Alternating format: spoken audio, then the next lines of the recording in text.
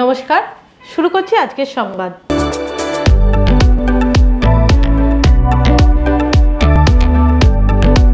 বর্ধমানের অধিষ্ঠাত্রী দেবী হলেন শ্রী শ্রী সর্বমঙ্গলা মাতা।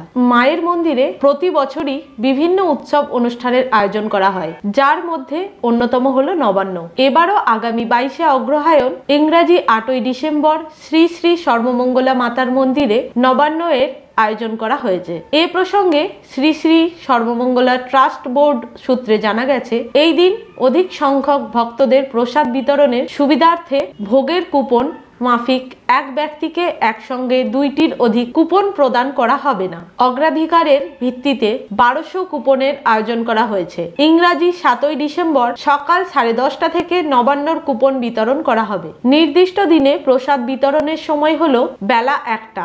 মায়ের মুখান্ন প্রসাদ নবান্নর দিন সকাল 9টা থেকে বিতরণ করা হবে। এ প্রসঙ্গে শ্রী শ্রী সর্বমঙ্গলা ট্রাস্ট বোর্ডের অন্যতম সদস্য তথা বিশিষ্ট আইনজীবী সঞ্জয় ঘোষ জানান, নির্দিষ্ট দিনে মন্দিরে বসে প্রসাদ খাওয়ার কোনো ব্যবস্থা থাকবে না। কুপনের বিনিময়ে প্রত্যেককে প্রসাদ নিয়ে যেতে হবে।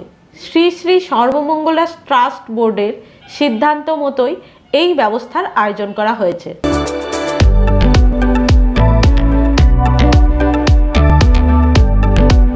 আজকের সংবাদ এই পর্যন্তই। নমস্কার।